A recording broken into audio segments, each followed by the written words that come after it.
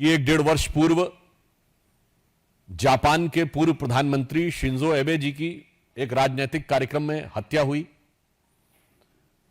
चंद दिन पूर्व अमेरिका में राष्ट्रपति पद के प्रत्याशी डोनाल्ड ट्रंप के ऊपर हत्या का अटेम्प्ट हुआ, जिसमें वो बाल बाल बचे। हम बहुत साफ शब्दों में कहना चाहेंगे कि मौत और हिंसा जैसे शब्दों का प्रयोग बयानों में नहीं होना चाहिए। प्रधानमंत्री श्री नरेंद्र मोदी जी के विरुद्ध जो राहुल गांधी ने शब्द बोला था, संसद में मैं याद दिलाना चाहता हूं, हिंसा हिंसा हिंसा, हत्या हत्या हत्या जैसे शब्दों का प्रयोग बंद होना चाहिए। लगेगी आग तो आएंगे घर सभी जद में, यहां पे सिर्फ हमारा मकान थोड़ी है। कागज का है लिबास, चिरागों का शहर है। कागज का है लिबास, चिरागों का शहर है, चलना संभल संभल के चूंकि तुम नशे में हो।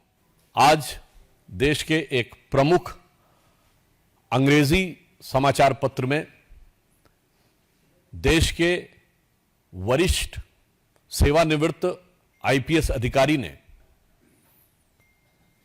एक आर्टिकल लिखा है, जो उन्होंने वर्तमान समय में विश्व में सुरक्षा को लेकर हो रही गतिविधियों और भारत पर उसके पड़ने वाले प्रभाव की तरफ ध्यान आकृष्ट किया है। आप सभी को ज्ञात है कि एक 1.5 वर्ष पूर्व जापान के पूर्व प्रधानमंत्री शिंजो एबे जी की एक राजनीतिक कार्यक्रम में हत्या हुई। चंद दिन पूर्व अमेरिका में राष्ट्रपति पद के प्रत्याशी डोनाल्ड ट्रंप के ऊपर हत्या का अटेम्प्ट हुआ, जिसमें वो बाल बाल बचे। उनका कहना है कि इस प्रकार की प्रवृत्तियां जो हिंसा और हत्या को उकसाती हैं, ये कहीं न कहीं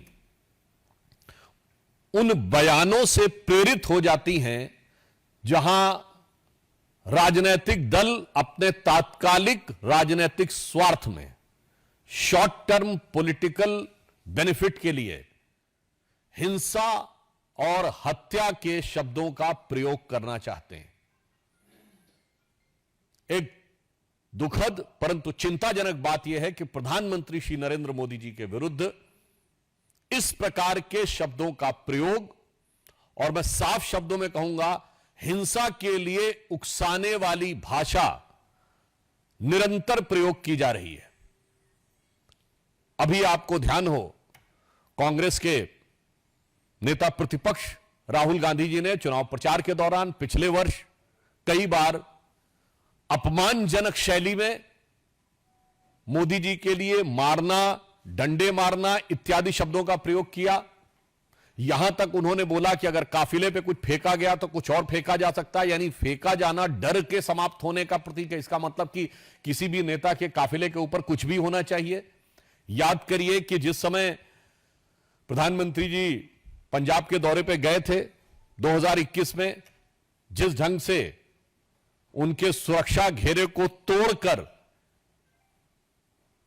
उनकी सुरक्षा के लिए एक बहुत खतरनाक स्थिति का निर्माण किया गया था। और इतना ही नहीं है, हम बहुत साफ शब्दों में कहना चाहेंगे कि मौत और हिंसा जैसे शब्दों का प्रयोग बयानों में नहीं होना चाहिए। क्या यह सत्य नहीं है कि कांग्रेस के कई वरिष्ठ नेताओं ने मोदी जी के लिए इस प्रकार की मौत और उस प्रकार की मौत जैसे शब्दों का प्रयोग किया? छुटभैये नेता नहीं थे, कांग्रेस के पूर्व केंद्रीय मंत्री जैसे लोग थे। क्या कब्र खुदेगी, मर जा जैसे शब्दों का प्रयोग किया गया, सर फोड़ देंगे ऐसे शब्दों का प्रयोग किया गया। और यह बात सिर्फ आज की नहीं है, यह विगत लंबे समय से चली आ रही है।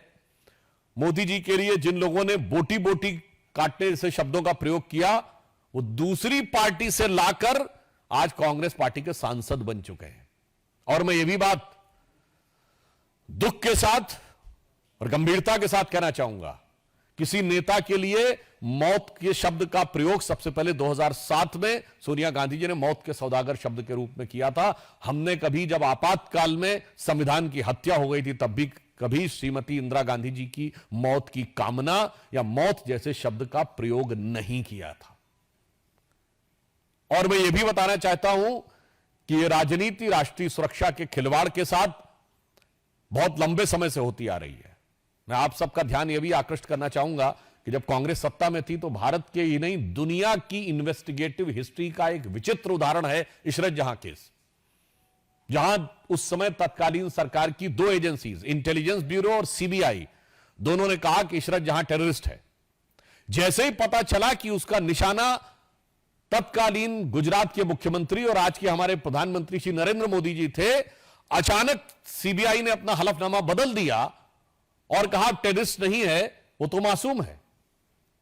भारत के इतिहास में कभी without any reason U turn लेने का कोई उदाहरण नहीं मौजूद था। और आप सबको ध्यान होगा कि जब हमारी सरकार आई और इशरत जहां मामले की फाइल तलब की गई तो पता चला फाइल गायब, और संबंधित अधिकारियों के बयान है कि उन लोगों ने फाइल के ऊपर ऐसा कुछ नहीं लिखा था, केवल तत्कालीन गृह मंत्री ने चिदंबरम साहब ने अपने आप वो नोट चेंज किया था। यह इंपॉर्टेंट नहीं है। उससे बड़ी बात यह है कि सीबीआई ने अपना स्टैंड चेंज कर दिया था मगर आईबी ने स्टैंड चेंज नहीं किया था। यानी आईबी पहले भी मान रही थी कि इशरत जहां टेररिस्ट है और बाद में ही मान रही थी इशरत जहां टेररिस्ट है। सीबीआई पहले मान रही थी टेररिस्ट है मगर बाद में कहने लगी नहीं है। अर्थात दुनिया के इतिहास का इकलौता उदाहरण जहां एक ही सरकार की दो एजेंसीज एक दूसरे के खिलाफ खड़ी हैं। एक एजेंसी कह रही है कि टेररिस्ट है अमुक व्यक्ति, एक करे नहीं। क्यों?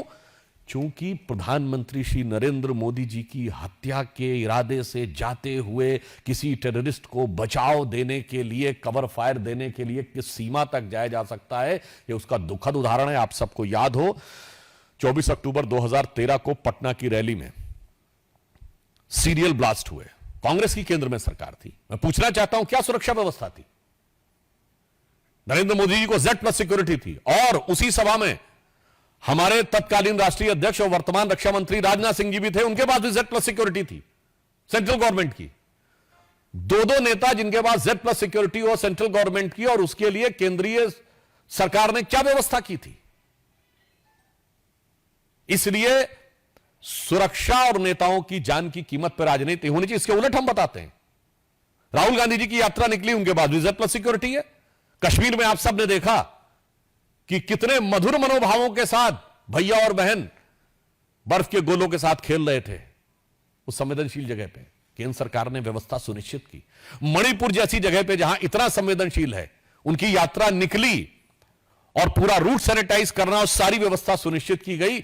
इसलिए मैं कहना चाहता हूं कि भारत की राजनीति में राजनीति अपनी जगह है, नेताओं के साथ प्रतिस्पर्धा अपनी जगह है, मगर प्रधानमंत्री श्री नरेंद्र मोदी जी के विरुद्ध जो राहुल गांधी ने शब्द बोला था, संसद में मैं याद दिलाना चाहता हूं, हिंसा हिंसा हिंसा,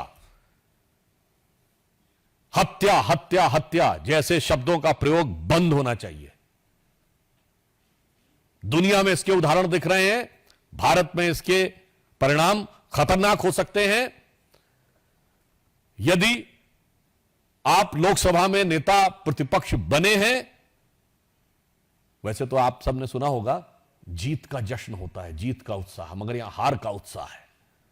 तो उस हार के उत्साह में मैं कहूंगा उत्साह से उच्छृंखलता, उच्छृंखलता से उद्दंडता की तरफ मत जाइए, परिपक्वता का प्रदर्शन करिए। इसलिए मैं पुनः जहां से मैंने प्रारंभ किया था वहीं पे सभी राजनीतिक दलों से आग्रह करता हूं कि हिंसा और हत्या जैसे शब्दों का प्रयोग, किसी के प्रति आक्रमण, मारना, पीटना, कब्र खुदेगी जैसे शब्दों का प्रयोग बंद होना चाहिए। चूंकि याद रखना चाहिए कि लगेगी आग तो आएंगे घर सभी जद में, यहां पे सिर्फ हमारा मकान थोड़ी है।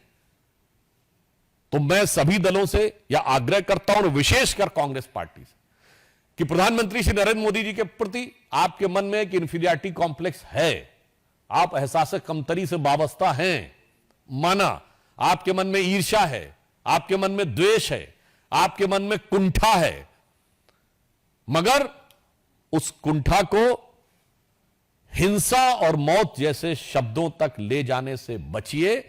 अन्यथा मैं एक पंक्ति के साथ समाप्त करना चाहता हूं जो सभी नेताओं के लिए, जो मोदी जी के लिए नफरत रखना चाहते हैं, उन्हें ध्यान रखना चाहिए कि देश के सौहार्द वातावरण में कोई प्रोवोकिंग बात नहीं करनी चाहिए कि कागज का है लिबास, चिरागों का शहर है।